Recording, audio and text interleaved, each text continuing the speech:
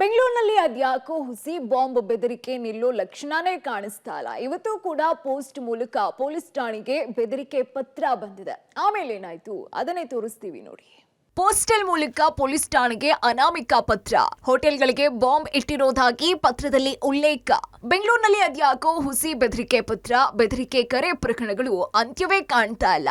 ಇವತ್ತು ಅಂಚೆ ಮೂಲಕ ಪೊಲೀಸ್ ಠಾಣೆಗೆ ಅನಾಮಿಕ ಪತ್ರವೊಂದು ಬಂದಿದೆ. ಆ ಪತ್ರ ಕೆಲಕಾಲ ಜಾಲಹಳ್ಳಿ ಪೊಲೀಸ್ ಠಾಣಾ ಸಿಬ್ಬಂದಿಯಲ್ಲಿ ತಳಮಳ ಸೃಷ್ಟಿ ಮಾಡಿತ್ತು. ಒಂದು ಪೇಜ್ ಪತ್ರದಲ್ಲಿದ್ದಂತಹ ಸಾರಾಂಶ ಕಂಡು ಪೊಲೀಸರು ಹಿರಿಯ ಅಧಿಕಾರಿಗಳ ಗಮನಕ್ಕೆ ತಂದ್ರು. ಜಾಲಹಳ್ಳಿ ಪೊಲೀಸ್ ಠಾಣಾ ವ್ಯಾಪ್ತಿಯಲ್ಲಿರುವಂತಹ 2 ಹೋಟೆಲ್ಗಳಲ್ಲಿ ಬಾಂಬ್ ಇಟ್ಟಿರೋದಾಗಿ ತಿಳಿದು ಪರಿಶೀಲನೆ ಮಾಡಿದ್ದಾರೆ.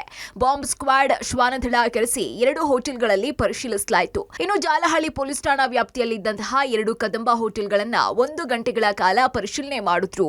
ಯಾವುದೇ ಅನುಮಾನಾಸ್ಪದ ವಸ್ತುಗಳು, ಸ್ಫೋಟಕ ವಸ್ತುಗಳ ಬಗ್ಗೆ ಮಾಹಿತಿ ಲಭ್ಯವಾಗಿಲ್ಲ. ಹಾಗಾಗಿ ಇದೊಂದು ಫೇಕ್ ಮಾಹಿತಿ ಇರೋ ಪತ್ರ ಅಂತ ಗೊತ್ತಾಗಿದೆ. ಸದ್ಯ ಪೊಲೀಸರ ಪ್ರಾಥಮಿಕ ತನಿಖೆಯ ವೇಳೆ ಮೈಸೂರಿನಿಂದ ಪತ್ರ ಬಂದಿರೋ ಬಗ್ಗೆ ಮಾಹಿತಿ ಕಲೆ ಹಾಕಿದ್ದು ಪೊಲೀಸರು ಪತ್ರದ ಬಗ್ಗೆ ತನಿಖೆ ಮಾಡ್ತಿದ್ದಾರೆ. 11:45 11:30ಗೆ ಪೊಲೀಸ್ನವ್ರು ಬಂದು ಈ ಥರ ನಿಮ್ಮ ಹೋಟ್ಲಿಗೆ ಬಾಂಬ್ ಬೆದರಿಕೆ ಅಂತ ಮೆಸೇಜ್ ಬಂದಿದೆ, ಅದರಿಂದ ದಯವಿಟ್ಟು ಎಲ್ಲರನ್ನು ಹೊರಗಡೆ ಕಳಿಸಿ ಅಂತೇಳಿ ಕಸ್ಟಮರ್ನ ನಾವೆಲ್ಲರನ್ನೂ ಹೊರಗಡೆ ಕಳಿಸಿದ್ದೀವಿ. ಆಮೇಲೆ ಅವರು ಬಾಗಿಲು ಹಾಕಿ ಮುಂದೆ ಬಾಂಬ್ ಸ್ಕ್ವಾಡ್ ಬರುತ್ತೆ, ಅದು ಬಂದಾದ್ಮೇಲೆ ನೋಡೋಣ ನಾವು ಅಂತ ಹೇಳಿದ್ರು.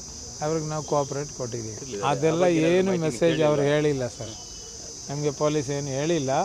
ಬಟ್ ಮೆಸೇಜ್ ಬಂದಿದೆ ಅಂತ ಅವರು ಎಲ್ಲ ಬಂದಿದ್ದಾರೆ, ಸ್ಕ್ವಾಡ್ ಎಲ್ಲ ಬಂದಿದ್ದಾರೆ. ನಾವು ಅವರು ಕೋಆಪ್ರೇಟ್ ಕೊಟ್ಟಿದ್ದೀವಿ. ಇಲ್ಲ, ಪೊಲೀಸ್ನವ್ರಿಗೆ ಬಂದಿದೆ, ಇಮೇಲಲ್ಲಿ ಬಂದಿದೆ ಅಂತ ಹೇಳಿ. ಪಾರ್ಟಿ ಇರ್ತೀವಿ, ಅದು ಪಾರ್ಟಿ ಇದ್ದಂಗೆನೆ ನಾವು ಅವ್ರನ್ನೂ ಕಳಿಸಿದ್ದೀವಿ.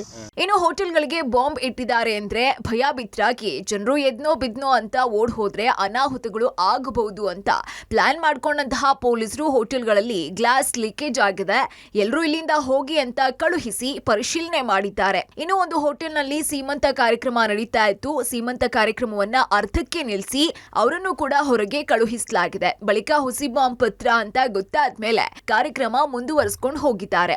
ಶ್ರೀಮಂತ ಫಂಕ್ಷನ್ ಎಲ್ಲ ಆಯ್ತು ಚೆನ್ನಾಗೆ, ಬಟ್ ನಮಗೆ ಬಾಂಬ್ ಎಲ್ಲ ಇಟ್ಟಿರೋದೇನು ಇನ್ಫಾರ್ಮೇಶನ್ ಗೊತ್ತಿಲ್ಲ. ಈ ಥರ ಸ್ವಲ್ಪ ಜನ ನಮ್ಮ ರಿಲೇಷನ್ ಬಂದವ್ರು ಕಾಲ್ ಮಾಡಿದ್ರು, ಈ ಥರ ಬರಕ್ಕೆ ಬಿಡ್ತಾ ಇಲ್ಲ, ಸೊ ಒಳಗಡೆ ಬಾಂಬ್ ಇಟ್ಟಿದ್ದಾರೆ ಅಂತ. ಆಗ ನಮ್ಗೆ ಇನ್ಫಾರ್ಮೇಶನ್ ಬಂತು. ಬಟ್ ಊಟ ಮಾಡಿ ನಮ್ಮನ್ನ ಎಲ್ಲ ಆಚೆ ಕಳಿಸಿದ್ರು ಸರ್.